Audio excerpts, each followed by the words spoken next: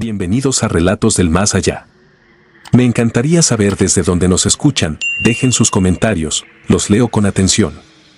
Y ahora, sin más, prepárense para adentrarse en cada relato.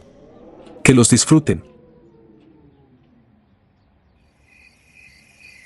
El pueblo que borra tu nombre.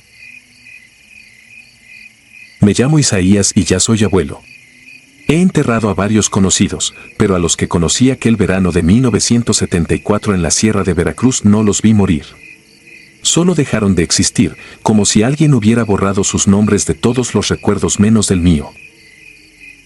Tenía 16 años cuando mi madre me mandó a vivir un tiempo con mis abuelos. Decía que la ciudad se estaba poniendo fea y que en el rancho estaría más seguro. El viaje fue largo, autobús, camión viejo, luego una camioneta que nos dejó en un crucero de tierra. Caminamos entre cañaverales hasta que apareció el letrero pintado a mano, San Laureano de las Cruces. El pueblo eran unas cuantas calles de piedra, una iglesia cansada, una tiendita con el anuncio casi caído y casas bajas de fachada descarapelada. No había música, ni perros ladrando, ni niños gritando. La gente me veía llegar y respondía el saludo, pero sin curiosidad, como si les pesara mirar a alguien nuevo. Mi abuelo Ramón me recibió en la puerta. Me abrazó rápido, me sentó frente a un plato de frijoles y tortillas y, sin rodeos, soltó: "Aquí se vive mejor callado, mijo". No entendí. Pensé que era cosa de no meterse en chismes. Los días siguientes vi que hablaba de otra cosa.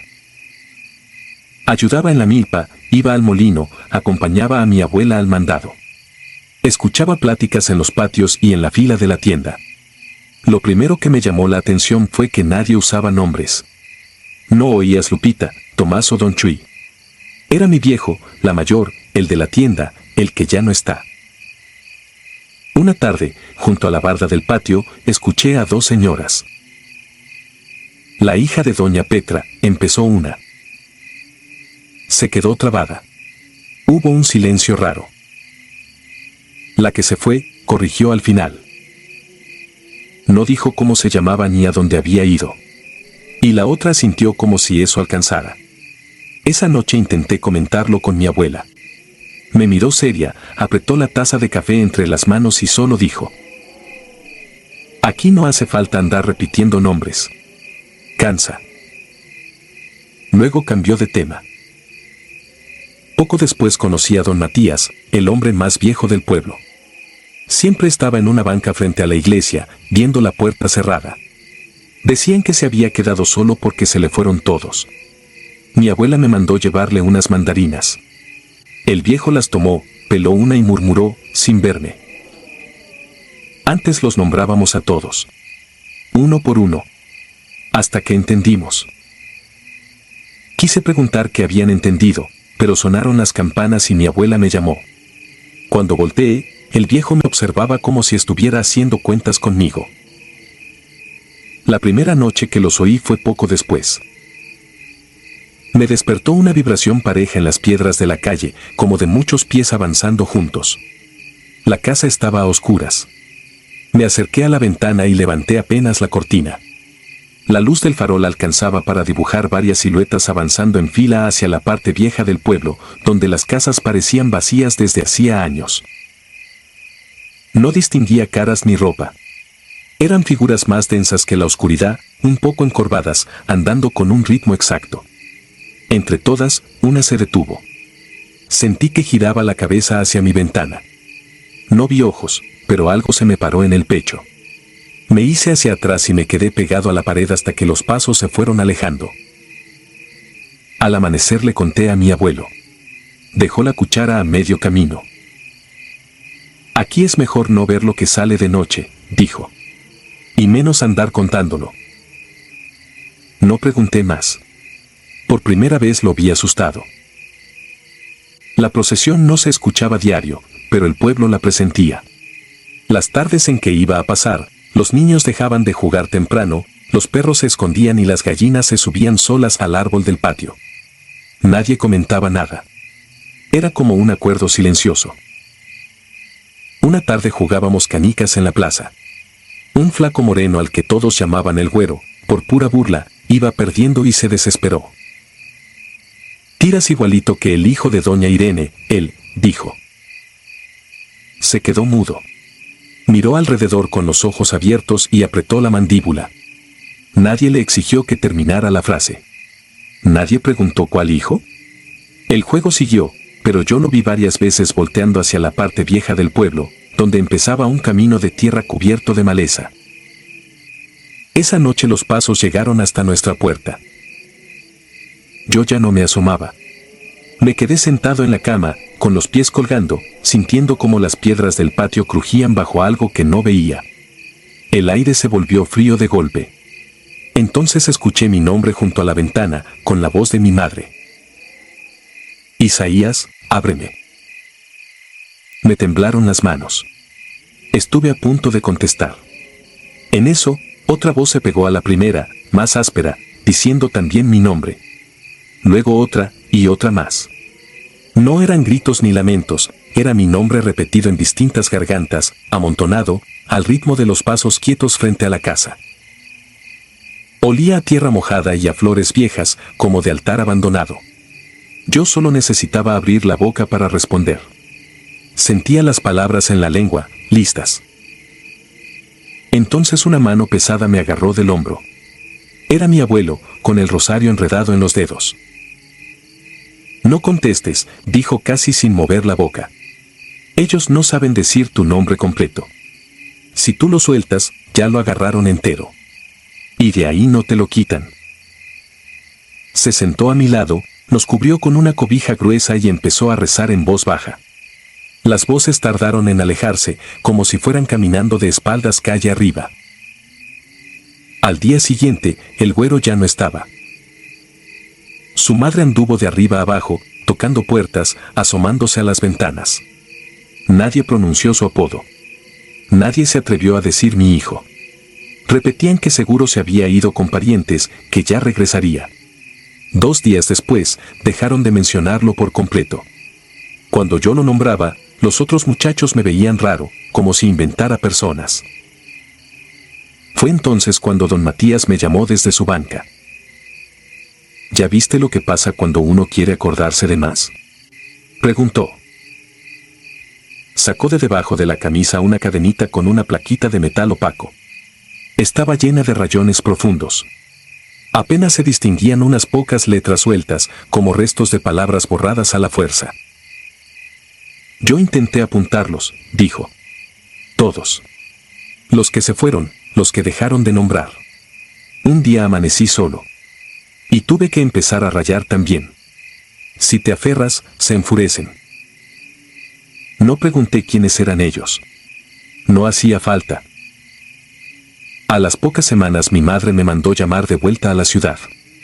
La noche antes de irme, mi abuelo me acompañó hasta la salida del pueblo. El cielo estaba claro. De lejos, la iglesia parecía dar la espalda. Cuando te pregunten de aquí, di que solo viniste a ayudar con la milpa, me dijo. No repitas el nombre del pueblo. No digas cómo nos llamamos nosotros. Tampoco como te decían de niño. Que se te olvide.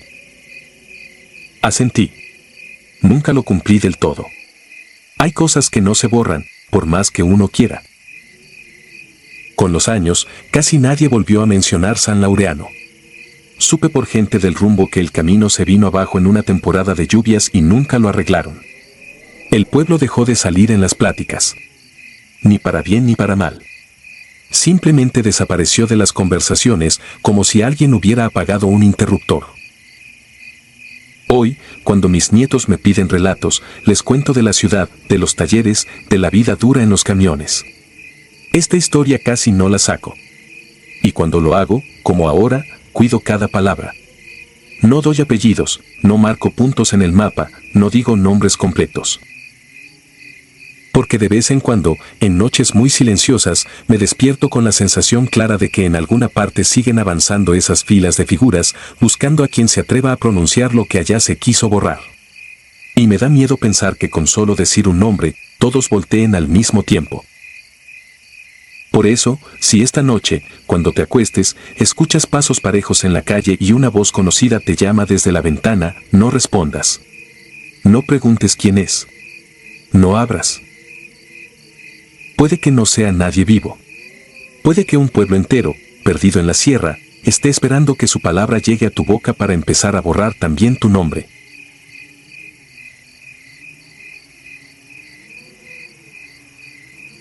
El pueblo que me tragó. Me llamo Ignacio y ya soy viejo. He trabajado, he criado familia, he visto de todo, pero ninguna noche me pesa tanto como aquella en que regresé al pueblo donde nací. Desde entonces, por más años que han pasado, siento que una parte de mí se quedó allá, como si nunca hubiera salido. Nací en la Sierra de Puebla, en un poblado llamado San Gregorio del Río. Todo era sencillo, calles de tierra, una iglesia encalada, un río que a veces calmaba y a veces arrasaba corrales. También había historias. Los viejos contaban que el pueblo estaba castigado desde una crecida antigua que se llevó varias casas y que, desde entonces, a los que se iban tarde o temprano algo los hacía volver. A los 18 años me fui al Distrito Federal a trabajar en un taller y juré no regresar. De San Gregorio solo quise conservar el nombre en el acta de nacimiento. Casi 20 años después, una tarde, sonó el teléfono del cuarto donde vivía. Una voz seca, que se presentó como secretario de un municipio vecino, me informó que mi tío Pedro había muerto y que yo era el único heredero de la casa. Dijo que tenía que presentarse uno lo más pronto posible en San Gregorio para firmar papeles. No explicó de qué murió, no dio el pésame, solo repitió que era urgente y colgó. Sentí el mismo peso en el pecho que cuando niño me mandaban de noche a traer agua al patio. Tomé un autobús esa misma noche. Conforme subíamos, las luces de la ciudad quedaron atrás y solo quedó la carretera angosta y los cerros recortados. El chofer me dejó en una curva donde terminaba el asfalto y empezaba una brecha. Señaló hacia la oscuridad y dijo que siguiendo ese camino, derecho, llegaría a San Gregorio en media hora. Me quedé solo. No se escuchaban motores, ni perros, ni grillos. Solo el viento pegando contra los matorrales. Caminé hasta ver las primeras casas. Eran las mismas de mi infancia, pero vencidas. Techos hundidos, paredes cuarteadas, puertas sujetas con tablas cruzadas. No vi ropa tendida ni humo saliendo de las cocinas. Alguna cortina se movía detrás de un vidrio y se detenía en cuanto yo levantaba la vista. El aire parecía espeso, como de cuarto cerrado, aunque estaba al aire libre. La plaza seguía en el centro del pueblo. La fuente de piedra estaba seca, llena de tierra. El kiosco parecía ladeado. La iglesia tenía grietas en la torre. Apenas pisé la plaza empezaron a sonar las campanas, lentas, parejas. Miré hacia la entrada y no vi a nadie tirando de la cuerda. Aún así, el toque siguió, golpe tras golpe, marcando un tiempo que no era el de mi reloj. La presidencia municipal estaba abierta. Dentro, un hombre muy delgado acomodaba papeles. Llevaba una camisa limpia pero gastada, abotonada hasta arriba. Apenas me vio, dijo mi nombre sin preguntar nada más y me señaló los documentos.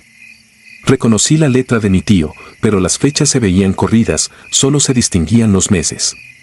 El secretario evitaba mirarme directo, parpadeaba poco, como si le incomodara usar los ojos demasiado. Firmé sin preguntar, con tal de salir de ahí. Al pasar frente a la tiendita donde compraba refrescos de niño, vi luz adentro y me asomé. Una señora mayor acomodaba latas. Era igual a la que recordaba, con el mismo delantal floreado.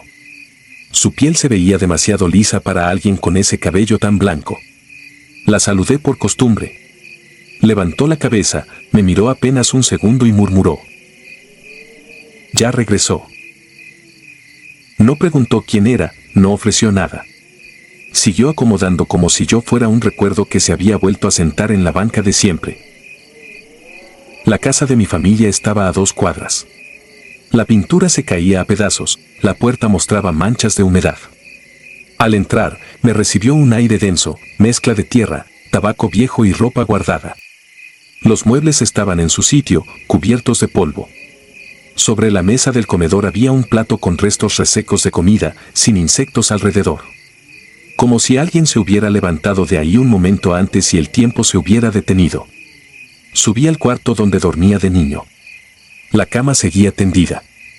En el buró encontré una cajita de madera que yo mismo había tallado. Dentro había fotos en blanco y negro, la gente del pueblo formada en la plaza. Eran las mismas caras, con la misma ropa y la misma postura. Solo cambiaba el ángulo desde donde se había tomado cada imagen. Empezó a oscurecer. Pensé quedarme solo esa noche y marcharme al amanecer.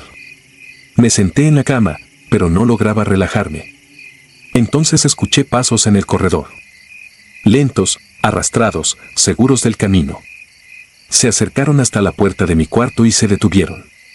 La chapa giró un poco y volvió a su lugar. Me quedé inmóvil, contando mi propia respiración. Después de un rato, los pasos se alejaron, igual de tranquilos. Bajé con la idea de salir a que me diera el aire. Afuera ya era de noche. La luz de un poste parpadeaba de forma irregular y desde la plaza venía un resplandor amarillento. Caminé hacia allá. Las casas parecían cerrarse sobre la calle, más cerca unas de otras. Cuando llegué al centro, me faltó el aire. La plaza estaba llena. Alrededor de la fuente seca había hombres, mujeres y niños. Reconocí a vecinos que, según me habían contado, llevaban años muertos o se habían ido al norte. Estaban igual que cuando yo me fui, sin una arruga nueva. Vestidos como en fiesta patronal, con ropa vieja pero limpia. Nadie platicaba, nadie se movía. Todos miraban hacia mí. Entre ellos estaba mi tío Pedro, con el mismo sombrero ladeado de siempre. No avanzó, pero tampoco apartó la vista. Sentí que, si me quedaba un segundo más, mi cuerpo iba a buscar un lugar junto a ellos por pura costumbre. No recuerdo cómo volví a la casa. Amanecí sentado en la silla del comedor, con las luces encendidas. En algún momento de la madrugada la radio vieja se había encendido sola y transmitía canciones y anuncios que yo conocía de niño, como si allá arriba siguiera la misma programación de hace décadas. La apagué y decidí irme en cuanto hubiera claridad. Salí con la mochila y caminé hacia donde recordaba que estaba la salida del pueblo. Avancé varias cuadras y, cuando pensé que ya vería el campo abierto, volví a aparecer en la plaza. Lo intenté por otra calle y pasó lo mismo. No entré al círculo de gente. Me metí a la iglesia buscando otra salida. Adentro olía a cera vieja. Las bancas estaban cubiertas de polvo. En el altar, en lugar de santos, había filas de fotografías enmarcadas. Rostros del pueblo. Abajo de cada imagen, un nombre y una fecha de muerte. Busqué el de mi tío y lo encontré en medio. La fecha no era de ese año, sino de varios atrás. Seguí leyendo. Ahí estaban mis padres, la señora de la tienda, incluso el secretario de la presidencia. Todas las fechas terminaban en el mismo día y el mismo año, como si hubieran enterrado al pueblo completo en una sola jornada. En una esquina del altar vi un marco vacío. Debajo, con la misma letra, estaba escrito mi nombre. La fecha mostraba día y mes. El espacio del año estaba en blanco. Sentí que me faltaba el aire. No recé. No pedí nada. Salí de la iglesia sin mirar a los lados, repitiendo para mí que yo ya me había ido de ahí, que no podían contarme entre sus muertos. Caminé viendo solo el suelo. De pronto la textura de la tierra cambió. Sin darme cuenta, volví a estar en la brecha donde me había dejado el autobús. Detrás de mí, las campanas sonaron con un toque rápido, casi de enojo. No me volví. Al poco rato pasó una camioneta y el chofer me levantó hasta el siguiente poblado. En la cantina pregunté por San Gregorio del Río. Los hombres se quedaron callados. Uno dijo que ese lugar estaba abandonado desde hacía muchos años, que una luz se había llevado casi todas las casas y que lo que quedaba era puro monte. Nunca volví. A veces, en la madrugada, despierto con la certeza de que alguien está parado junto a mi cama, mirándome sin decir nada. Cierro los ojos y veo la plaza llena, el altar con las fotos y el marco vacío con mi nombre esperando el año que falta.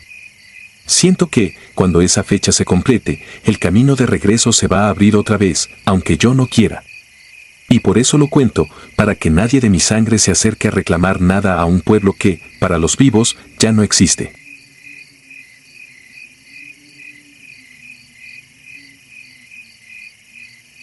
La tina que respira.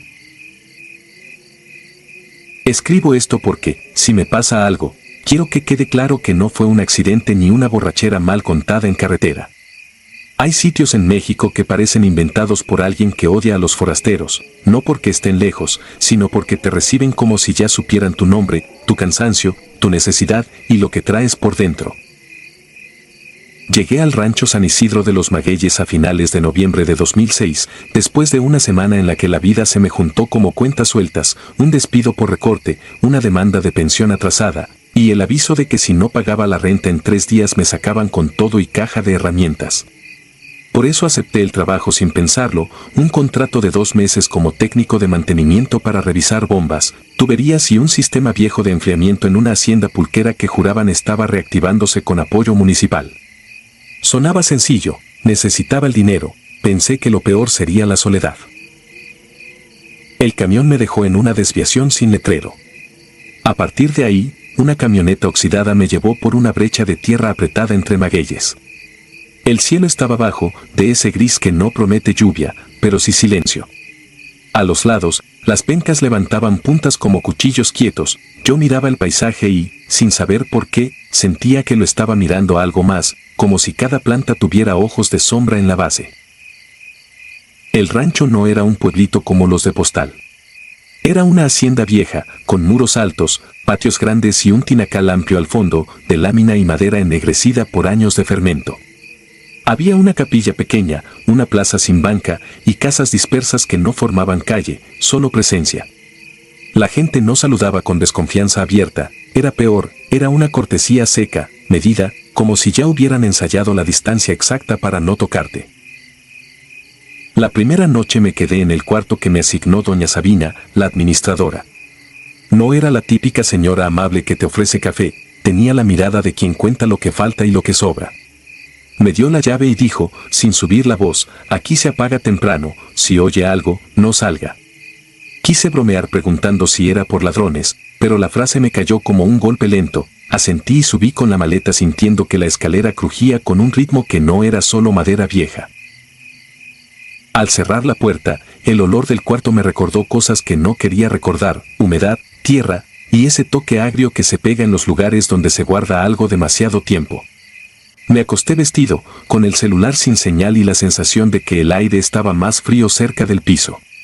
Cuando por fin me estaba quedando dormido, escuché, muy lejos, un murmullo de varias voces, no era canto alegre, tampoco rezo claro, era un sonido parejo, insistente, como si el rancho respirara con muchas bocas. Al día siguiente empecé el trabajo con Eusebio, el capataz.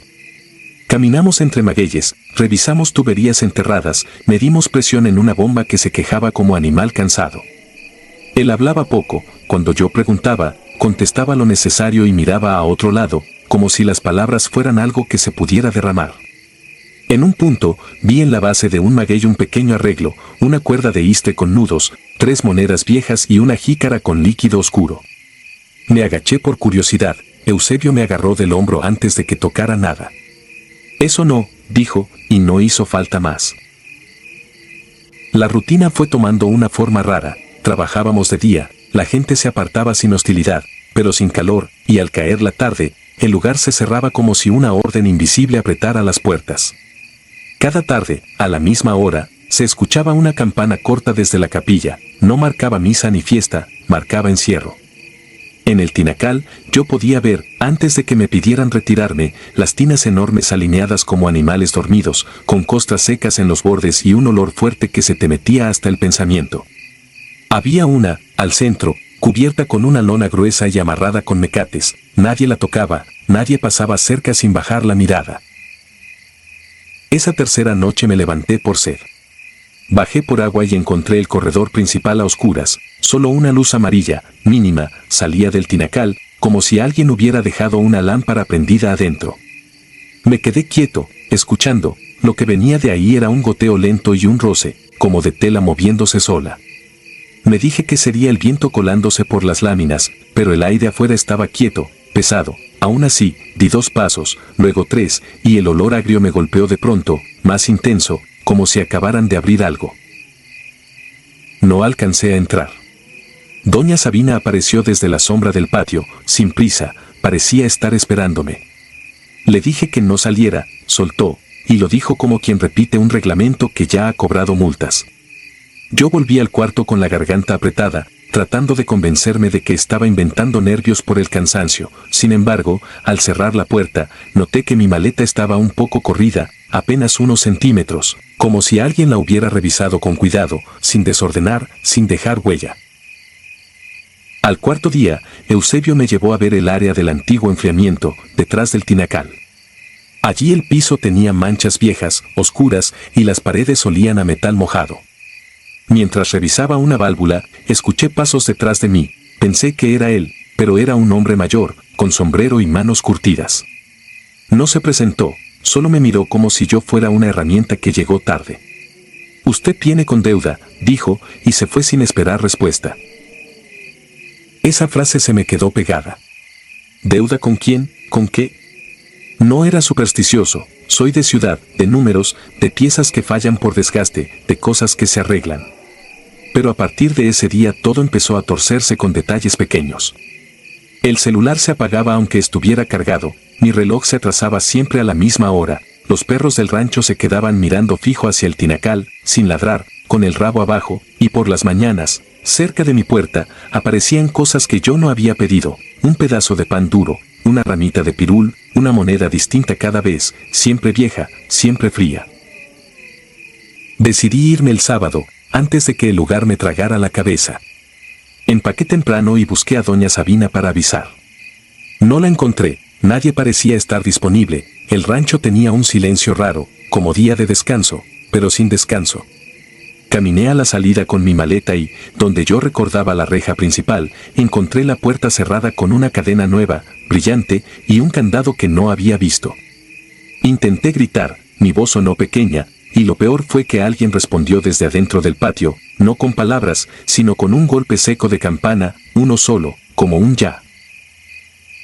Regresé con el estómago apretado. En la plaza había varias personas reunidas, en fila, con velas apagadas en las manos, como esperando señal. No había música, no había fiesta, había un orden de ceremonia sin alegría. Eusebio se me acercó por primera vez sin su distancia habitual. «No se me altere», dijo, y esas 4 palabras me dieron más miedo que un insulto, sonaban a consuelo ensayado. Me quiso guiar hacia el tinacal, yo intenté zafarme, pero sentí manos en mis brazos, no violentas, solo firmes, como si ya supieran el peso exacto para que no pudieras correr. Dentro del tinacal el aire era caliente y agrio, la luz era amarilla, baja, y hacía que todo se viera viejo, cansado. Las tinas estaban ahí, enormes, calladas, excepto la del centro. La lona que la cubría se movía apenas, con un vaivén que no venía del viento, y el mecate estaba húmedo, como recién tocado. El hombre del sombrero, el que me habló de deuda, estaba junto a la capilla improvisada del fondo, con un libro gastado que no era de misa, lo abrió y empezó a recitar algo en una lengua que yo no entendía, pero que me erizó la piel por lo parejo, por lo seguro. No hubo grandes gritos, no hubo drama. Lo que me hicieron fue peor por su normalidad. Me tomaron la mano, me hicieron un corte pequeño, preciso, y dejaron caer unas gotas dentro de una jícara, luego esa jícara la vertieron sobre la lona, y la lona reaccionó, como si algo debajo la bebiera. La tina emitió un sonido bajo, un golpe interno, como un corazón demasiado grande marcando su turno. La gente no celebró, la gente suspiró, aliviada, como si hubiera pasado lo inevitable. Yo quise negociar, ofrecer dinero, ofrecer trabajo, ofrecer cualquier cosa, mis palabras se perdían en el olor, en la humedad del lugar. El hombre mayor me miró por fin de frente y dijo, sin odio, no alcanza con poquito, la tierra ya se cansó de promesas. Y entonces entendí que mi llegada nunca fue casual, que mi currículum y mi urgencia eran solo la forma moderna de llamarme. Me levantaron entre varios, no me golpearon, no hizo falta. Desataron el mecate con cuidado, como quien abre un regalo que no quiere romper, y la lona se plegó mostrando la superficie espesa y oscura del fermento, viva, moviéndose en círculos lentos. El olor me mareó de inmediato, era agrio, era metálico, era antiguo.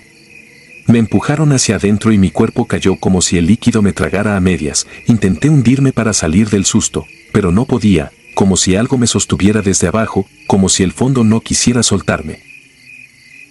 No me ahogué. Eso es lo que no he podido olvidar ni perdonarme. El líquido me mantenía a flote, me apretaba el pecho, me cerraba los brazos, y aún así me dejaba respirar, lento, con dificultad, como si me racionaran el aire. Yo veía la luz amarilla arriba, la lona volviendo a cubrirse, las caras difuminadas por el vapor, escuchaba el murmullo de rezos y el sonido de la campana a lo lejos, cada vez más tranquilo, como si todo volviera a su sitio. No sé cuánto tiempo llevo aquí.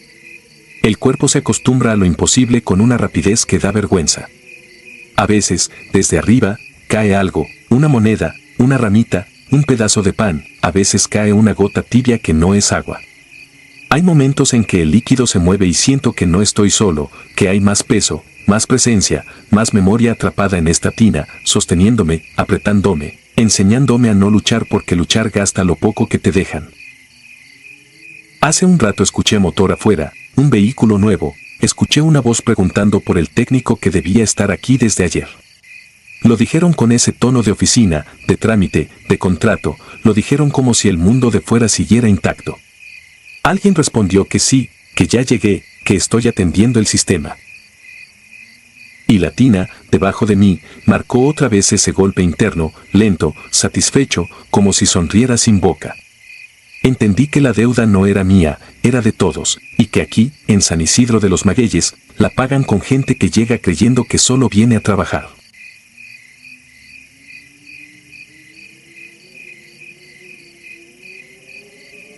Acta de entrega.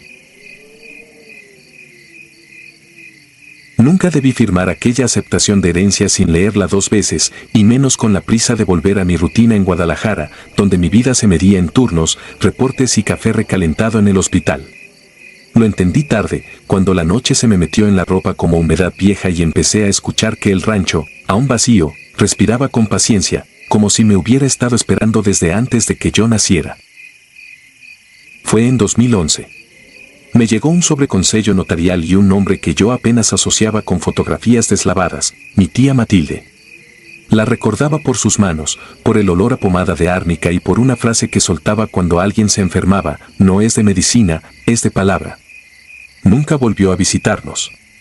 En la carta decía que me dejaba una casa grande y unas tierras en un lugar llamado El Remolino, en Durango, arriba de un camino que, según el notario, conectaba con la sierra por pura terquedad. Habló de potreros, de manantiales, de un pequeño huerto, también mencionó que la propiedad estaba limpia de gravamen, como si eso fuera lo único que importaba. Mi madre no se puso contenta. Se quedó mirando el papel como si le diera asco y me pidió que lo vendiera sin ir. Allá no se regresa igual, dijo, con una seriedad que no le conocía. No quiso explicar más. Yo, que siempre me creí práctico, pensé en dinero, en arreglar el coche, en saldar deudas. Me convencí de que el miedo de mi madre era puro cuento de familia. Tomé 2 días libres y me fui. La carretera hacia la sierra se fue adelgazando, y con ella el ruido del mundo. Dejé atrás gasolineras, anuncios, música. En la última desviación, el chofer de la camioneta de sitio frenó y me miró por el retrovisor como si yo fuera una mala idea. Hasta aquí, murmuró, y me regresó parte del pago. No me dio razones, solo se persignó con una rapidez nerviosa y se fue levantando polvo. Me quedé con la maleta, el sol pegando en la nuca y un camino de terracería que parecía dibujado para que uno se arrepintiera. Caminé casi 1 hora. El remolino apareció de golpe, no como un lugar que te recibe, sino como un lugar que te observa. Casas bajas, patios con gallinas, perros flacos echados a la sombra, nadie riéndose, nadie gritando. Lo raro no era el silencio, era la forma en que el aire parecía contenerse, como si el pueblo supiera cuándo hacer ruido y cuando no. Una mujer mayor desgranaba frijol frente a su puerta, no levantó la voz, pero dijo mi nombre con claridad, como si lo hubiera ensayado. Asentí, y señaló con la barbilla hacia una calle estrecha. La casa de Matilde, la que tiene mezquite torcido, allá donde termina el camino. No abra lo que esté cerrado. No fue amenaza, fue aviso. Me apuré, fingiendo que no me importaba. La casa era más grande de lo que imaginé. Adobe, techo inclinado, pintura gastada, un corredor amplio con columnas que ya habían visto demasiadas lluvias. La llave entró como si hubiera estado esperando mi mano. Adentro olía a encierro y a fruta pasada. Había sábanas cubriendo muebles, una cocina de leña y una sensación de orden impuesto, no de abandono. Lo primero que vi fue una puerta al fondo con un pasador nuevo, demasiado nuevo para el resto de la casa. Me dije que la abriría después, que primero iba a ventilar, a limpiar, a revisar papeles. Ese mismo día intenté llamar al notario para avisar que ya estaba ahí. No hubo señal.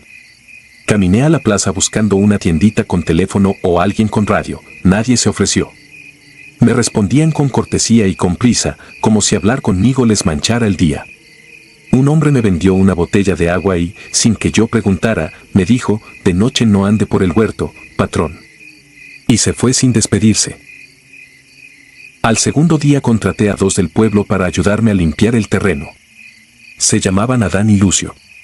Trabajaban rápido, con la mirada fija en la línea de árboles que marcaba el inicio del monte. No hablaban casi nada. Cuando los alcancé con una pregunta sobre el manantial, Adán se detuvo y me miró como se mira a un enfermo que no entiende su diagnóstico. Ya vio el cuarto de su tía, dijo, y no fue curiosidad, fue la clase de pregunta que trae una consecuencia. Le respondí que no, que estaba cerrado. Lucio soltó una risa chiquita, sin gracia. Mejor, añadió, y siguieron como si hubieran dicho algo obvio. La noche cayó temprano. La casa, ya ventilada, seguía oliendo a dulce podrido en algunos rincones, como si el aire escondiera algo. Me acosté en una cama que encontré limpia, demasiado limpia. Cuando apagué la luz, el techo empezó a crujir con pasos lentos, no de animal, no de viento, pasos medidos, como de alguien que camina descalzo sobre madera. Me senté de golpe, con el corazón acelerado y la razón buscando explicaciones, una ardilla, un gato, una rama. Me obligué a respirar. Los pasos se movieron hacia el corredor, se detuvieron justo arriba de mí, y luego bajaron por la pared, no con golpes, sino con una presión suave, como si alguien apoyara la palma desde afuera y la deslizara. No dormí. Al amanecer encontré la llave del pasador dentro de un misal, prensada entre páginas marcadas con listones. Me enojó que la casa jugara conmigo. Abrí la puerta con una valentía artificial, como quien abre un refrigerador sabiendo que adentro hay algo descompuesto. El cuarto estaba impecable. Una cama tendida, un escritorio con cuadernos alineados, y una mesa con velas oscuras consumidas a la mitad. Había figuras talladas en madera, deformes, sin ojos, y fotos viejas con caras marcadas por líneas de tinta. En el centro, sobre un plato de barro, descansaba algo seco, encogido, que parecía un órgano conservado. Alrededor, pequeñas piezas blancas pulidas que no quise identificar. La impresión me dejó quieto, con la garganta cerrada, pero la curiosidad, esa enfermedad mía, me empujó a tomar el primer cuaderno. La letra de Matilde era apretada. No hablaba de rezos. Hablaba de arreglos, de cobros, de pagar con sombra. Describía visitas de gente que llegaba de noche, de promesas hechas al monte, de años contados con precisión. Había listas de nombres con fechas, como un calendario escrito para alguien que no acepta excusas. Leí y sentí que el piso se me iba haciendo ajeno, como si ya no fuera mío. En el último cuaderno vi mi nombre.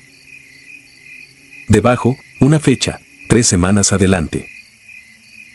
Cerré el cuaderno con un golpe seco, y la casa respondió con otro sonido, desde el corredor, como si alguien hubiera apoyado el peso en una silla. Volví a la sala sin correr, porque correr habría sido admitir que creía. Busqué mi mochila, mis llaves, cualquier cosa que me sacara de ahí. Afuera, el sol estaba alto, y aún así el pueblo seguía inmóvil, como si esperara una orden. Fui con Adán y Lucio para decirles que me iba, que vendería, que no quería nada. Adán no se sorprendió, solo bajó la mirada al suelo y dijo, ya lo vio, ya quedó anotado. Me escuché preguntar de qué hablaba, y mi voz salió más débil de lo que esperaba. Lucio señaló hacia el monte con un gesto mínimo. Allá cuentan. Su tía debía cerrar un ciclo. Usted llegó a ocupar su lugar. No discutí. Caminé hacia la salida del pueblo buscando a alguien con camioneta. Nadie me llevó. Volví al entronque y el camino parecía más largo, como si se hubiera estirado. Intenté otra vez llamar, el teléfono fue un objeto muerto en mi mano. Cuando regresé, ya casi de tarde, encontré la puerta de mi casa entornada, aunque yo la había cerrado. Adentro, el olor dulce era más fuerte, como si lo hubieran alimentado. Entonces escuché algo que me heló, mi propia voz, desde el fondo, pronunciando mi nombre con calma, como si alguien lo probara en la boca. No era un eco. Era una imitación demasiado exacta, y la certeza me golpeó sin necesidad de explicaciones. No estaba solo, y nunca lo había estado desde que crucé el entronque. Me encerré en la habitación más cercana y empujé un mueble contra la puerta. Recordé algo que mi madre decía cuando era niño, cuando la noche le pesaba: no contestes si te llaman igual. No entendí por años por qué lo decía. Ahora lo entendía como se entiende una quemadura. La casa empezó a trabajar. No con golpes, sino con insistencias, el pasillo que rechinaba sin corriente, la ventana que vibraba sin aire, el sonido de uñas, no de animal, sino de algo que mide la madera como quien mide una caja. Me fui al cuarto de Matilde y busqué una salida en sus cuadernos con desesperación ordenada, como en el hospital cuando uno revisa un expediente buscando el dato que salva. Encontré una nota doblada, dirigida a mí. Decía que el trato no era de dinero, era de continuidad. Que la tierra, cuando se le pide, cobra. Que el cobro exige una entrega consciente, porque sin eso el ciclo se rompe, y cuando se rompe, el lugar se queda con todo lo que encuentre. Decía también que, si yo aguantaba hasta el amanecer sin aceptar, tal vez el monte buscaría a otro. Tal vez era una palabra cruel. No había sal. En la cocina hallé cal para blanquear, guardada en una cubeta. La esparcí con manos temblorosas formando un anillo torcido alrededor de mí, en el cuarto más pequeño, y me senté dentro como un niño castigado. La cal se me pegó a la piel, me secó los labios, me dejó la lengua áspera. Afuera, los pasos volvieron, más cerca, más seguros, como si ya supieran dónde estaba. La noche siguió su curso con una lentitud insoportable. Cada cierto tiempo, algo rozaba la puerta, probando, aprendiendo. A ratos oía voces conocidas en el patio, la de mi madre, la de un amigo de la universidad, la de una enfermera que juraría haber escuchado esa tarde en el hospital. Eran voces bien hechas, con sus muletillas, con su ritmo, pero siempre decían lo mismo: que saliera, que no pasaba nada, que estaba exagerando. Me apreté las uñas en las palmas hasta doler para no responder. En algún momento el olor dulce se volvió insoportable. Sentí que se filtraba por debajo de la puerta, por las rendijas, por mi respiración. La casa crujió como si se acomodara para una visita importante. Algo pesado pasó por el corredor y se detuvo frente a mí. No lo vi, pero la sombra que proyectaba bajo la puerta era demasiado alta, demasiado delgada, con ángulos raros que no pertenecían a un cuerpo humano. Una presión lenta empujó la madera. No era un golpe. Era fuerza aplicada con paciencia, como quien abre una tapa vieja. La cal, en el suelo, empezó a levantarse en pequeños remolinos sin viento. La línea se fue adelgazando en 2 puntos, como si el piso respirara debajo de ella. Yo seguía sin hablar, pero mi garganta se llenó de una frase que no era mía, lista para salir. Lo comprendí con un pánico frío: lo que querían no era arrastrarme, era que yo diera el paso, que yo pusiera la última palabra. Mi mente, cansada, empezó a negociar sola, a imaginar que tal vez si salía solo un instante, si preguntaba, si miraba, podría correr. Fue entonces cuando escuché, pegado a la puerta, una respiración ajena que imitó la mía, y sentí que mi voluntad se doblaba como metal caliente. Estoy escribiendo esto con el brillo mínimo del teléfono, sentado dentro de un anillo de cal que ya casi no parece anillo. Afuera, el pueblo sigue quieto, como si estuviera sosteniendo la lámpara para que el monte vea mejor. El amanecer debe estar cerca, pero aquí dentro el tiempo no avanza derecho. La puerta cede un poco más cada vez, y entre la madera y el piso ya cabe una mirada que no se parece a nada que yo haya visto en un paciente vivo. Si alguien encuentra estas palabras, que no crea en herencias fáciles, que no crea en tierras regaladas, y que jamás, por curiosidad, abra lo que un pueblo entero decidió mantener cerrado. Porque hay lugares en México donde la deuda no se paga con dinero, se paga con uno mismo, y la firma, aunque sea en un papel, alcanza para que te cuenten como parte de la propiedad.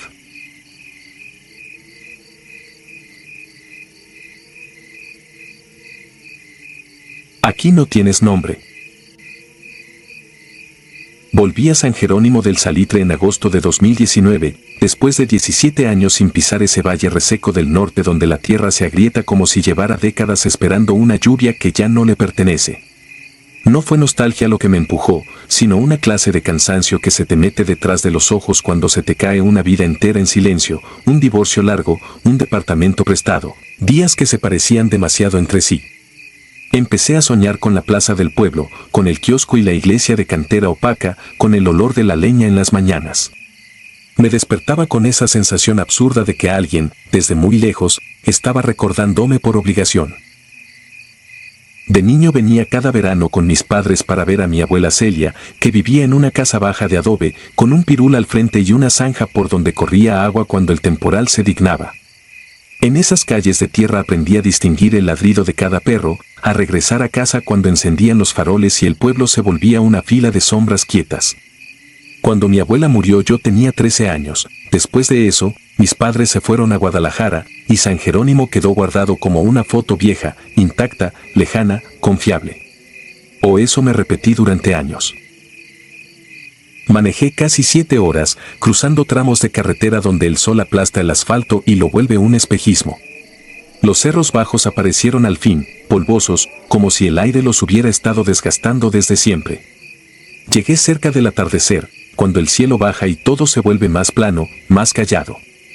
Lo primero que noté fue el silencio, pero no el silencio normal de un pueblo pequeño, sino uno raro, contenido, como si el lugar estuviera cuidando de no hacer ruido para no despertar algo. Había casas, sí, y una plaza, y postes, pero se sentía como entrar a un sitio donde la gente respira despacio a propósito. Estacioné frente a lo que yo juraba que era la casa de mi abuela. La reconocí por la esquina, por la banqueta quebrada, por el pirul que seguía ahí, más alto y con las ramas pesadas. La fachada, sin embargo, estaba encalada, con una reja nueva y ventanas de aluminio. Me quedé mirando como si, por mirarla demasiado, pudiera obligar a mi memoria a corregirse. Toqué la puerta por impulso.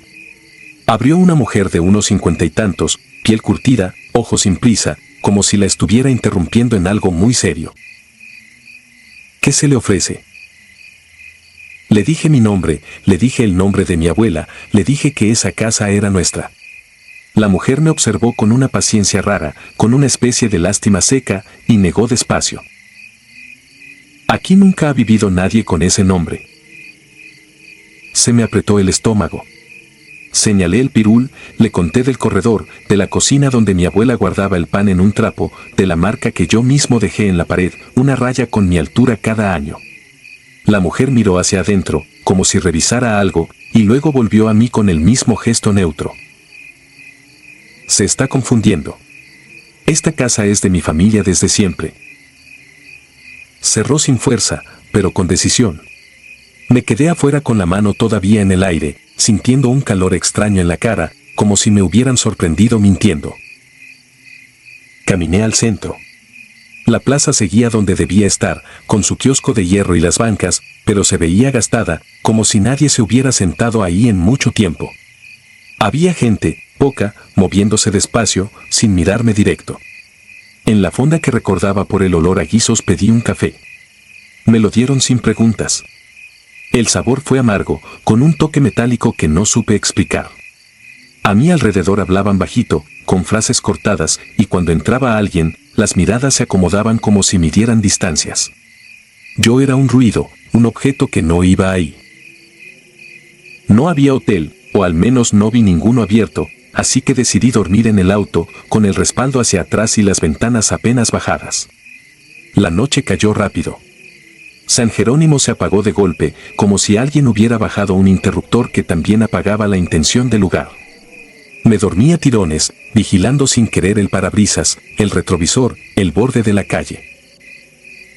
Cerca de las 3 de la mañana me despertó un sonido, metal rozando metal, como una reja antigua moviéndose con lentitud. No era fuerte, pero fue suficiente para erizarme. Miré hacia la calle principal y vi una figura caminando sola. Iba sin lámpara, sin prisa. Se detenía frente a cada casa, inclinaba un poco la cabeza, como si estuviera leyendo algo en las puertas. A la distancia no distinguí la cara, solo la manera de moverse, segura, acostumbrada. La figura se detuvo frente a mi auto. Yo me quedé inmóvil, respirando lo menos posible, con el corazón golpeando como si quisiera salirse por la garganta. Por un instante pensé que la persona miraba directo hacia mí, aunque el interior estaba oscuro. No tocó el auto, no hizo ningún gesto. Solo se quedó ahí, quieta, el tiempo suficiente para que mi cuerpo empezara a temblar sin permiso. Luego siguió caminando, igual de lenta, igual de tranquila, como si ya hubiera hecho lo que tenía que hacer. Cuando amaneció, el pueblo parecía más normal, pero yo ya no era el mismo. Fui a la iglesia.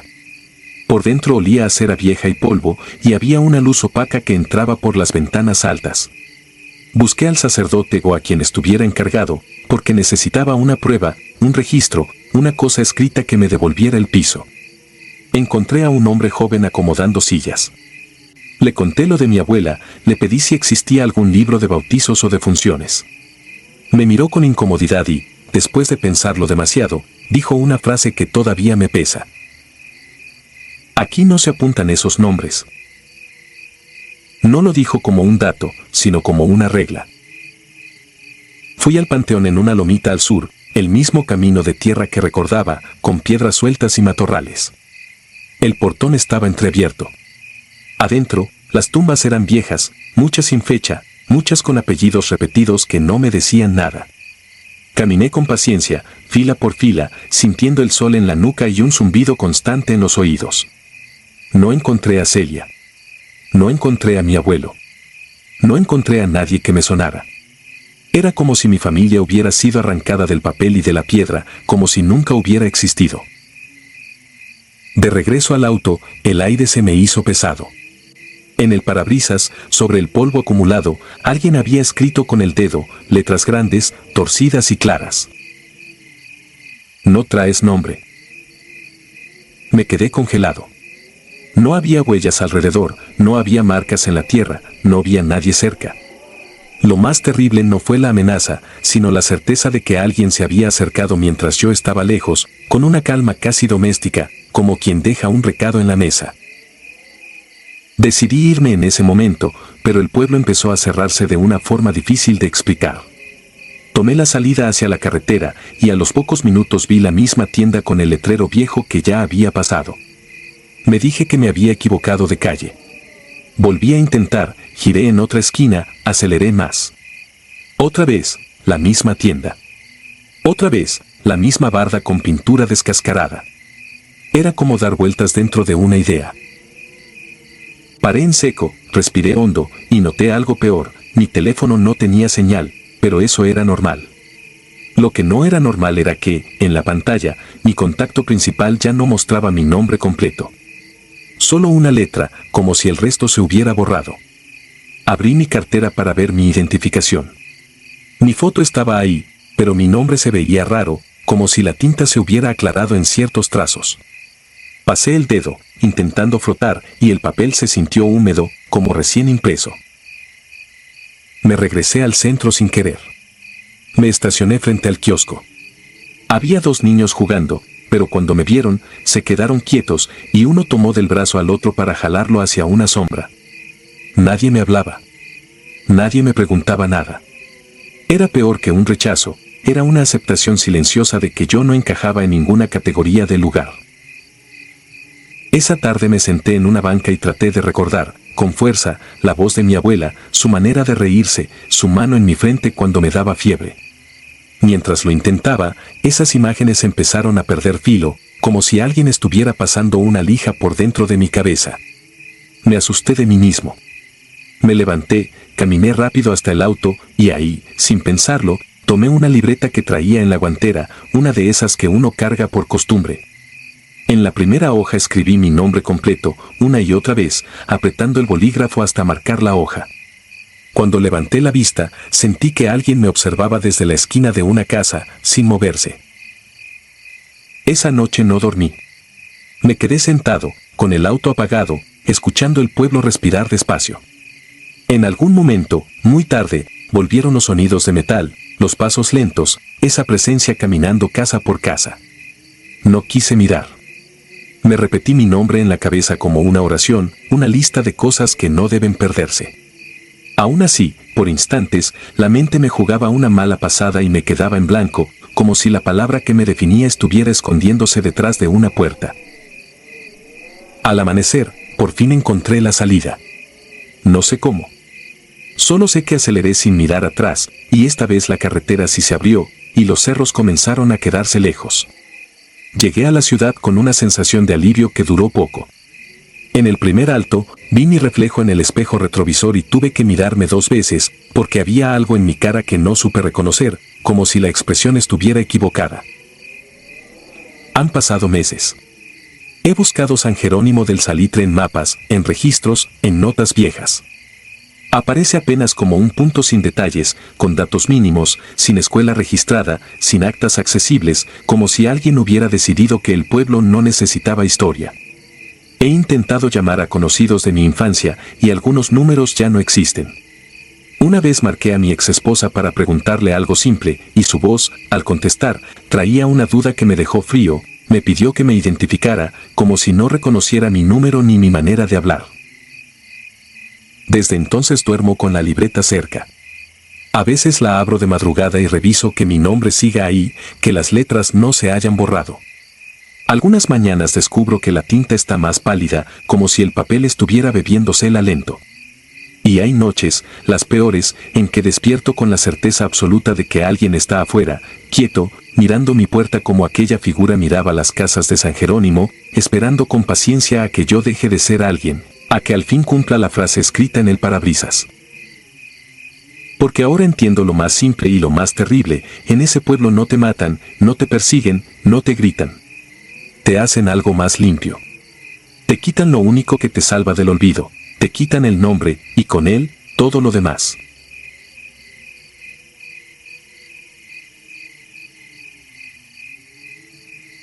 El pueblo que espera.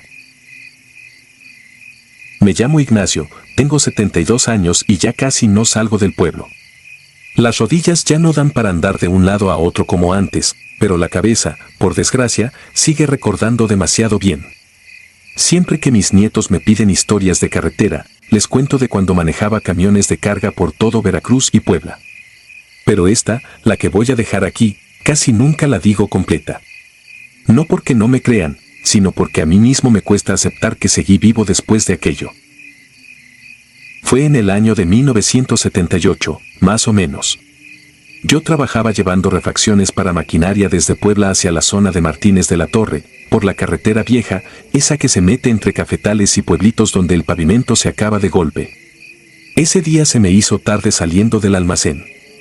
Un cliente se atrasó con los papeles, otro quiso revisar la carga pieza por pieza, y cuando por fin pude arrancar, el sol ya venía bajando detrás de los cerros.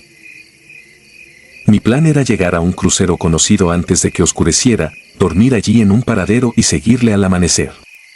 Pero entre tantos desvíos por baches, tramos sin línea y un camión descompuesto que tuve que rodear por la terracería, la tarde se me fue sin darme cuenta. Cuando vi bien el cielo ya estaba pintado de un gris apagado y la neblina empezaba a bajar de los montes como humo lento. Yo nunca he sido miedoso, pero manejar de noche por esas brechas es tentar a la mala suerte. Pensaba en eso cuando vi, de pronto, una lámina oxidada clavada a un poste de madera. Alcancé a leer con las luces de mi camión, «Bienvenidos a Santa Aurelia». Una flecha blanca señalaba a la derecha, hacia un camino más angosto pero todavía pavimentado. No recordaba ese nombre en la ruta, pero la idea de encontrar un cuarto para dormir y algo caliente para la panza me ganó. Tomé el desvío. En cuestión de minutos, la carretera se convirtió en una calle recta. A los lados empezaron a aparecer casas de adobe con techo de lámina y teja mezclados, como si las hubieran remendado con lo que había. Todo se veía viejo, pero bien cuidado. No vi perros, ni gallinas, ni chavos jugando, nada. Solo las fachadas silenciosas y una hilera de faroles altos con focos amarillentos que dieron luz al encenderse casi al mismo tiempo. Me llamó la atención lo limpia que estaba la calle. Ni una bolsa, ni una rama tirada, ni marcas recientes de llantas. Frené un poco, asomándome por la ventana. A lo lejos alcancé a ver la placita con una cruz grande al centro y una capilla pequeña. En la esquina, un letrero de madera decía comedor Doña Elvira. Aparqué frente a la puerta y apagué el motor. El silencio me cayó encima como una cobija pesada. Entré al comedor. Había 4 mesas, todas con manteles blancos lisos, sin una sola mancha. En 2 de ellas había gente sentada, mayores casi todos, hombres y mujeres. Estaban comiendo, pero nadie hablaba. Ni siquiera movían mucho los cubiertos. Solo levantaban el tenedor, llevaban el bocado a la boca, masticaban despacio y ya. La dueña, una señora delgada, de cabello completamente cano, se acercó cuando me vio. Me saludó con educación, me ofreció un plato de guisado y tortillas recién hechas. Hablaba en voz bajita, como si no quisiera molestar a los otros. Comí sin hacer preguntas, pero no pude evitar notar cómo, de vez en cuando, alguno de los clientes levantaba la mirada hacia mí, como calculando algo, y luego la bajaba de inmediato. No fue una mirada curiosa, fue otra cosa que no sé explicar. Me quitó el apetito. Cuando terminé, le pregunté a la señora si había algún lugar donde pudiera quedarme a dormir unas horas. Me dijo que sí, que al fondo del comedor tenía 2 cuartos para los de paso. Me dio una llave y cobró barato, demasiado barato para lo que en esos años ya se pedía junto a la carretera. Cuando le di las gracias, se acercó un poco más y, sin verme de frente, murmuró que era mejor no salir a la calle después de que el reloj del templo marcara la medianoche. No pregunté nada. Solo asentí, pensando que sería alguna costumbre del lugar. El cuarto era sencillo, pero limpio. Una cama de madera con colchón firme, una silla, un buró con una veladora apagada y un ropero con puerta de vidrio opaco. Dejé mi mochila junto a la cama, me quité las botas y me recosté solo para descansar los ojos un rato. Me venció el sueño en cuestión de minutos. Desperté de golpe. No sé si por una pesadilla o por el cambio brusco de temperatura, pero el cuarto estaba helado. Sentí la piel de los brazos completamente erizada. Miré mi reloj de pulsera con la luz tenue que entraba por la ventana. Marcaba 12:03. Afuera no se oía nada, ni grillos, ni algún motor lejano, nada. Una calma que no era normal en el campo. Me incorporé despacio y me acerqué a la ventana. La cortina era delgada, de esas que dejan pasar la claridad. La corrí solo un poco. Lo que vi me dejó rígido. A lo largo de la calle, delante del comedor y de las casas cercanas, había personas paradas formando 2 filas. Estaban todas de frente a la calle, como esperando un desfile. Hombres, mujeres, algunos que parecían niños. Todos quietos, con la cabeza ligeramente inclinada hacia el centro de la avenida, como mirando algo que yo no alcanzaba a ver desde el ángulo del cuarto. Nadie platicaba, nadie se movía. Me llamó la atención que varios eran los mismos comensales que había visto hacía unas horas. Llevaban la misma ropa, la misma postura.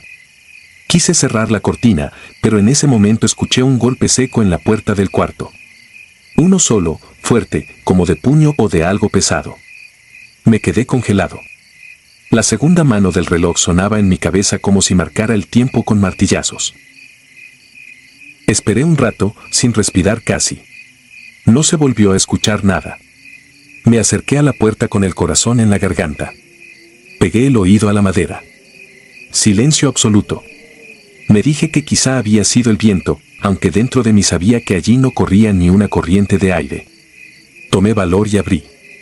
El pasillo estaba vacío, iluminado por una pequeña lámpara de techo. No había nadie.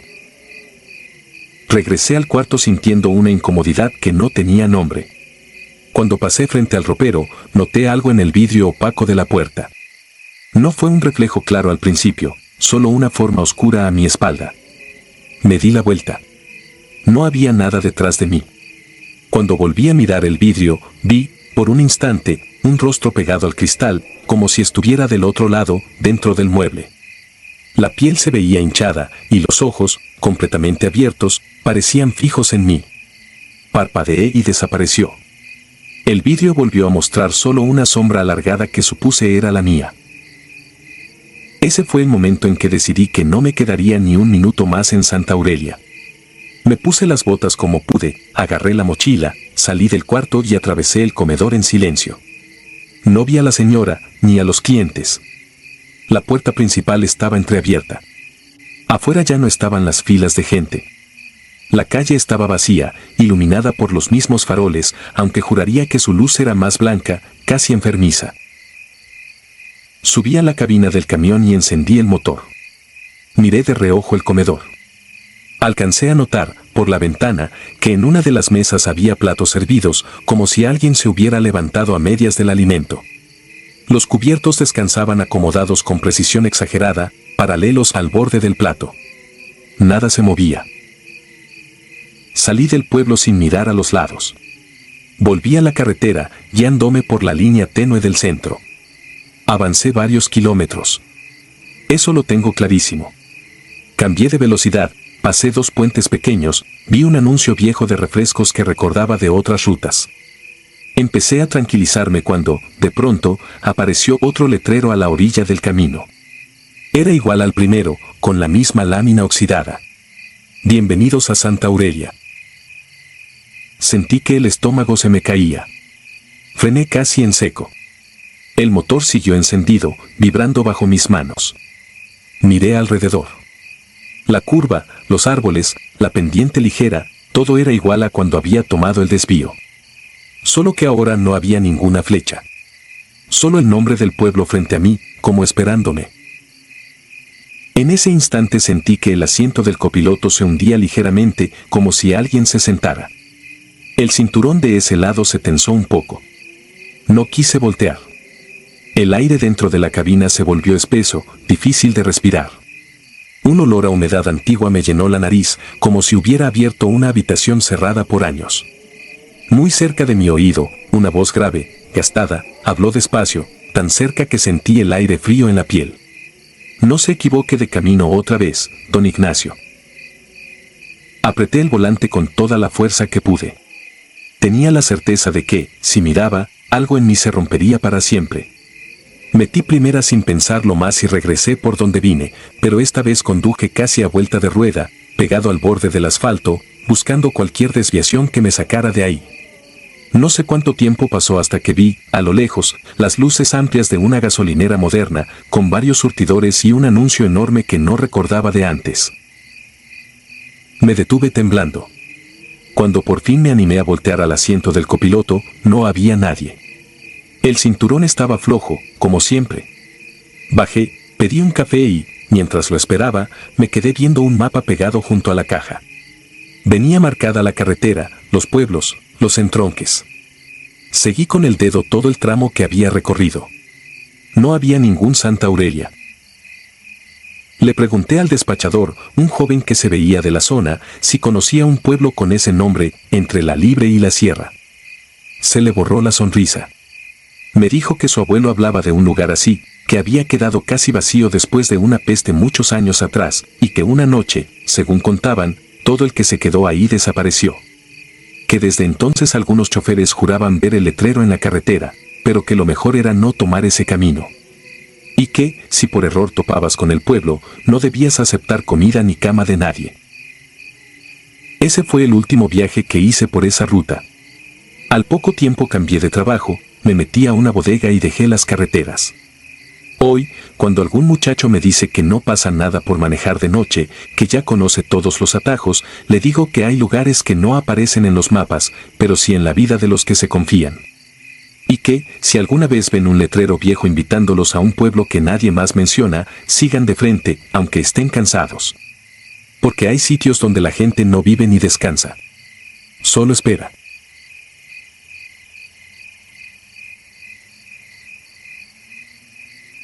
Los nombres del cerro. Me llamo Martín y en 2004 todavía vivía en un pueblo casi vacío entre Durango y Zacatecas, un lugar al que la gente empezó a llamar fantasma cuando cerraron la mina y se fueron los últimos patrones. Yo me quedé por costumbre y por la tienda de abarrotes de don Rogelio. Él compraba barato a los camiones que pasaban por la carretera y vendía a los pocos que quedábamos, mineros retirados, viudas, 2 que 3 arrieros de paso. Mi trabajo era simple, descargar costales, pesar azúcar, acomodar refrescos tibios y, a veces, llevar encargos a los caserones abandonados en los cerros. Aquella tarde, mientras apilaba sacos de harina, don Rogelio me llamó al fondo. Sobre una mesa con la madera hinchada tenía un paquete. Papel craft, mecate apretado, del tamaño de una caja de botas. Al tomarlo supe que pesaba más de lo que aparentaba. Me dijo que era para la casa grande de la Esmeralda, una casona en la ladera del Cerro Tordo, del otro lado de la Bocamina Vieja. No explicó nada más. Dijo que lo dejara en la puerta y que no me entretuviera. Metí el paquete a mi mochila, agarré la lámpara y salí cuando ya el cielo tomaba un tono de tarde que presagia frío. El camino pasaba primero junto al panteón, luego por las bardas sin techo de la escuela y más arriba entraba a una vereda con matorrales secos. Al principio iba escuchando grillos y el eco lejano de una vaca. Después el silencio se fue pegando como una manta húmeda. Noté tierra removida en las orillas, huellas recientes que no eran de ganado, pedazos de cinta para bultos y marcas de llanta estrecha, como de carretilla pesada. No me detuve. Había prisa y no quería volver de noche. La Esmeralda apareció al final de la cuesta, con su arco principal caído y las tejas viejas comidas por el tiempo. La puerta estaba entreabierta. Empujé con cuidado. El aire adentro olía a humedad guardada y a algo que me recordó a los depósitos donde dejan vísceras para los perros, un tufo bajo que se mete por la nariz y se queda. El zaguán estaba vacío. Pasé al cuarto grande, el que había sido sala. No quedaba mobiliario, solo cajas apiladas y huellas de arrastre que iban y venían hacia una pieza interior. Me limité a dejar el paquete sobre una mesa, pero en la pared encontré un clavo oxidado con un papel prendido. Me acerqué. Era una hoja arrancada de una libreta escolar con renglones azules. Una lista. Nombres y fechas, todas cercanas. No reconocí a nadie. Algunas fechas tenían una marca al final, una cruz hecha con mano firme. Me recorrió un frío terco, de esos que no necesitan viento. Me pregunté por qué alguien clavaría eso ahí, tan visible, y por qué las marcas parecían contadas con calma. No quise pensar más. Volví al zaguán, empujé la puerta y me eché la mochila al hombro. La bajada se hizo más oscura de lo que esperaba. La lámpara alumbraba lo suficiente para no tropezar, pero no más allá. Al llegar a un tramo donde el sendero se afina entre dos piedras planas, escuché un crujido claro, como de pie encima de rama seca. Pensé en un coyote. Apreté el paso. El crujido se repitió, esta vez detrás de mí, con cadencia humana. Hice como que no oí. El cerro, en tardes así, multiplica ruidos que no están, me dije. Pero el siguiente sonido fue un golpe de bota contra grava. Me paré en seco y giré la lámpara. Vi 3 figuras salir de la orilla de la vereda. Ropa oscura, pañoletas en la cara, uno con un machete colgando, otro con una escopeta vieja y el tercero con manos vacías. Me preguntaron de dónde venía. ¿Qué llevaba? Dije que de la casa de la Esmeralda, que no llevaba nada, que mi mochila iba con herramientas y una lámpara. Me pidieron que la abriera. No lo hice. El de la escopeta dio un paso, el de manos vacías me sostuvo la mirada con unos ojos sin brillo. Sentí que lo que dijera o hiciera iba a dar lo mismo. Cerré la boca. En el cerro el silencio suele ser la única defensa. No recuerdo el impacto exacto. La culata me cortó la luz del mundo y en la oscuridad se me mezclaron voces y tierra. Al despertar, tenía las muñecas amarradas con un lazo que picaba y la cara pegada a una raíz. Estaban a unos metros, hablando bajo, como quien discute un calendario. Alcancé palabras sueltas, entrega, lista, regreso. El de manos vacías se acercó y me levantó del suelo. Sus dedos olían a diésel. Me preguntó qué vi en la casa.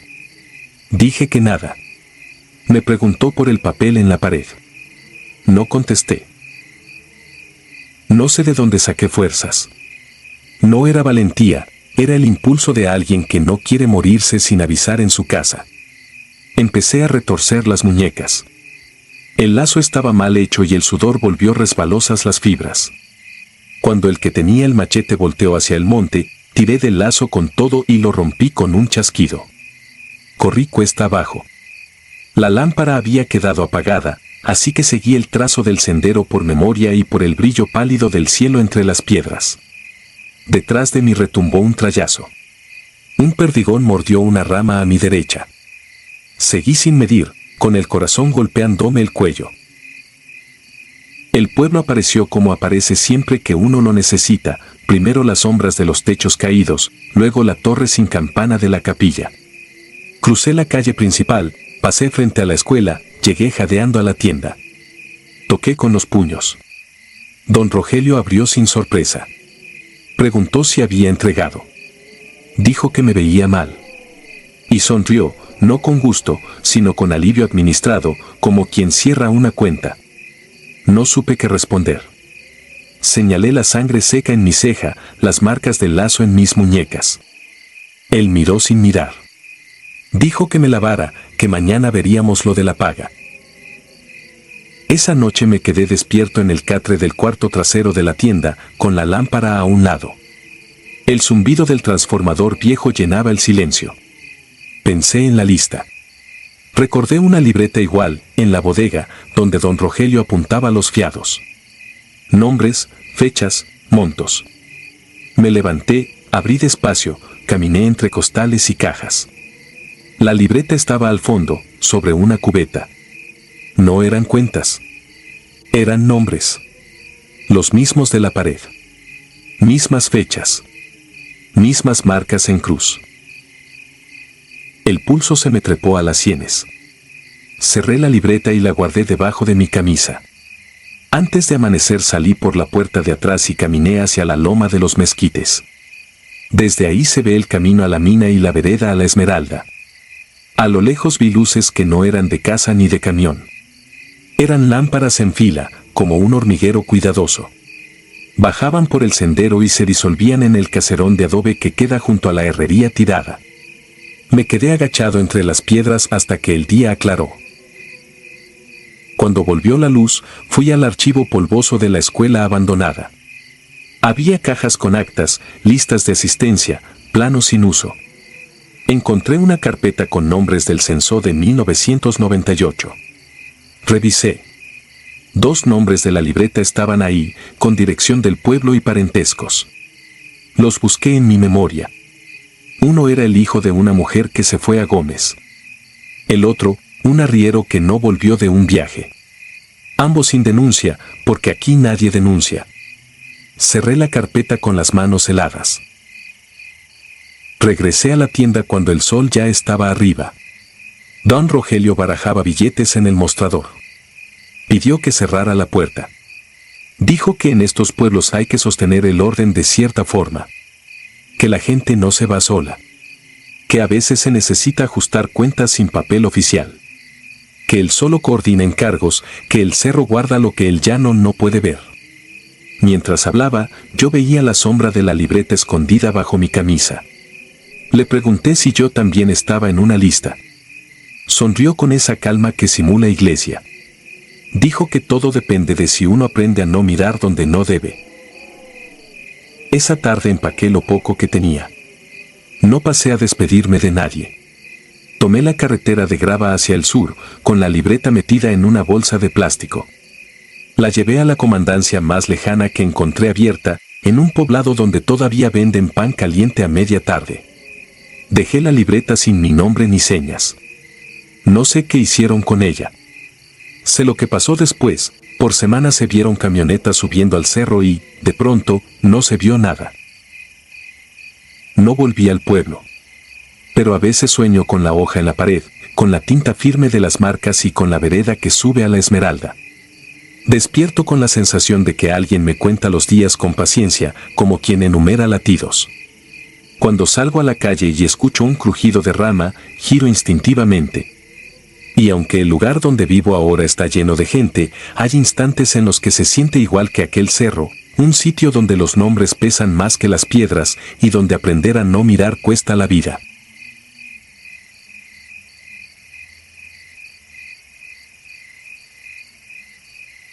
La puerta que no da afuera.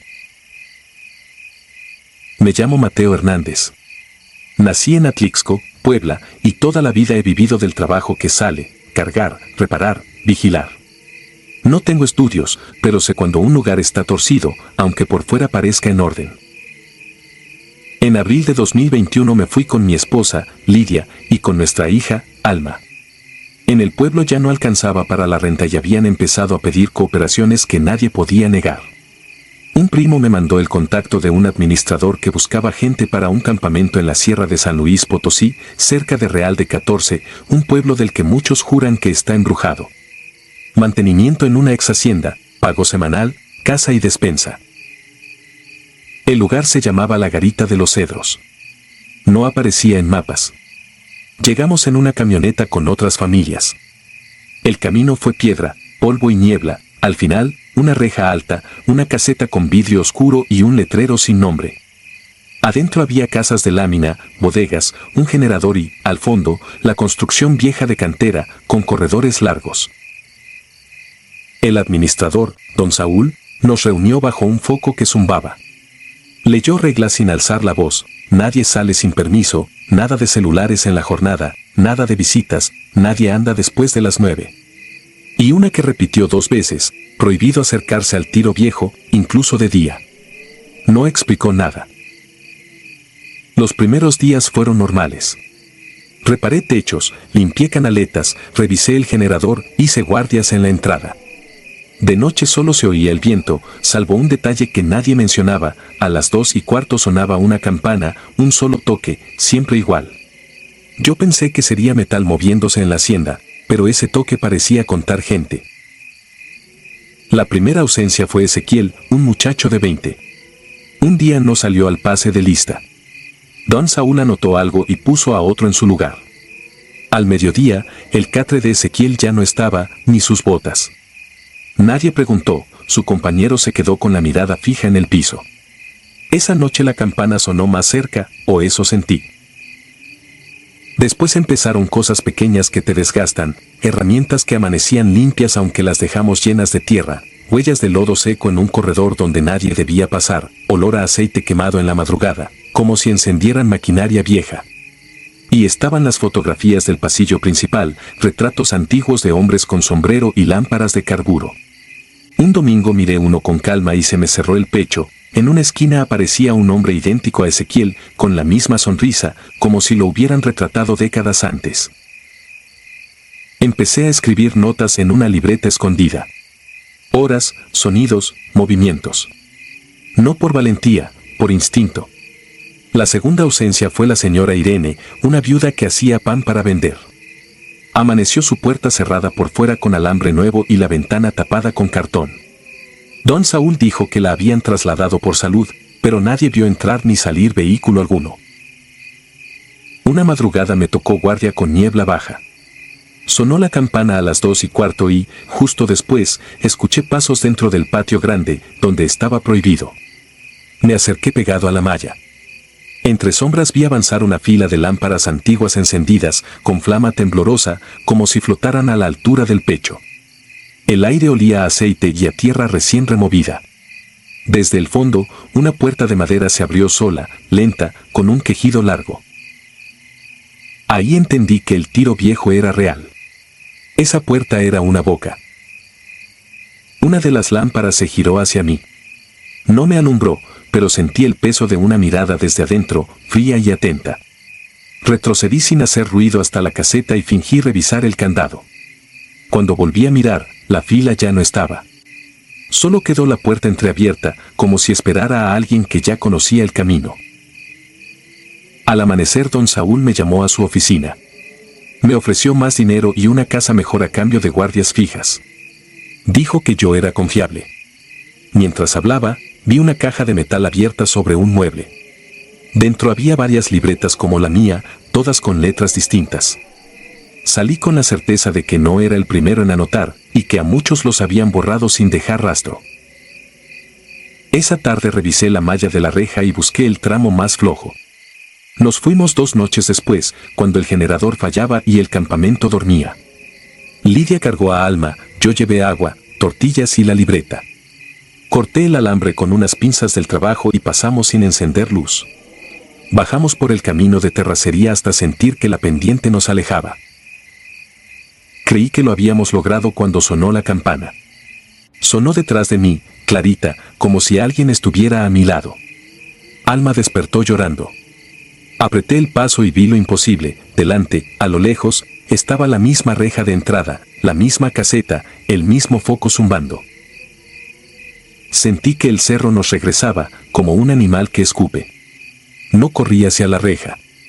Me metí al monte con mi familia, a ciegas, rasguñándonos con ramas, siguiendo el rumor de un arroyo hasta que la luz subió. Con el amanecer el camino sí cambió. Llegamos a un rancho donde nos dieron agua y nos subieron a un camión rumbo a Matehuala. Dijimos que el patrón nos retenía por deudas. Nadie preguntó más. Alma no recuerda el camino, eso dice, pero a veces despierta y se queda sentada mirando la pared, como si esperara que alguien tocara. En la escuela dibuja una reja y un patio con corredores, y cuando Lidia le pregunta de dónde lo sacó, solo encoge los hombros. En esas noches, sin razón, la casa huele a aceite quemado, igual que allá. Hoy vivo en las orillas de Monterrey. Trabajo, pago renta, finjo normalidad. La libreta sigue escondida. Hay noches en que todo está en calma y, de pronto, escucho un solo toque de campana a las 2:15, aunque aquí no hay capilla cerca. Lo peor no es el sonido. Lo peor es que, cuando llega, las luces parpadean y, por un segundo, la puerta principal parece tener el candado por fuera.